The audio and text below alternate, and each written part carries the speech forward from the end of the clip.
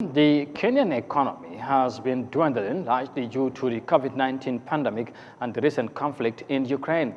Now, this African country's inflation rate increased by 7% in May, which affected different sectors of the country's development. Now, according to some analysts, the economic downturn has triggered soaring prices of food commodities across the country. Here's more details of that in this report. Kenya's economy has been blowing hot and cold over the years, and the COVID-19 didn't make it any better. And according to Central Bank of Kenya Governor Patrick Njoroge, Kenya's economy is poised to grow at 5.7% in 2022 compared to 7.5% in 2021. Now, key drivers of the industry, of course, the main indicators show that education system, transportation, hotel industries are now back from the shackles of COVID-19. But there's one thing, inflation is biting hard in the country. So what's the relation between economic growth and inflation in Kenya? Kenyan inflation moved closer to the ceiling of the central bank's target range in May as prices of food and basic goods, including laundry soap, soared. The government has said an inflation target ranged between 2.5% and 7.5%. Inflation to growth, etc., really all those things, the channels are clear, right? But I think the most important one that I would put out there is consumer confidence. And indeed also confidence of investors. It shows that really the macro is, the macroeconomics or the macroeconomy is sort of out of work, you know, meaning weak.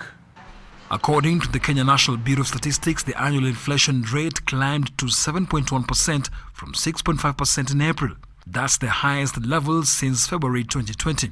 Experts warn the high cost of living is now being felt across the country. Our economy is designed in such a way that there's a small proportion of people that you can almost say hold quite a big chunk of our GDP or our economy. Then there's this many people who benefit or have a very small proportion of it. And now those are the people who, when they hear that the economy is growing by 5.7%, wanashanga, they wonder what you're talking about, because for them money is less and less in their pockets.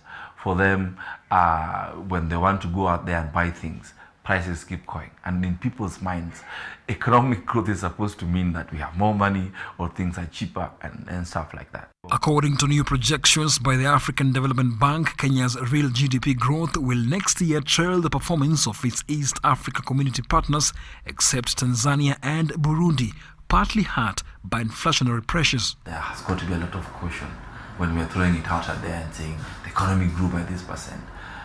Let's come down to looking at these basic things that affect people's lives. Have incomes increased, have more meaningful job opportunities increased. The effects of the Russia-Ukraine conflict, which has led to a surge in the cost of fuel and basic commodities, is beginning to hurt many economies in Africa. Majority have now been forced to cut back spending on non-essential items and are hoping the situation will improve quickly so that they can have an extra income which will improve their purchasing power.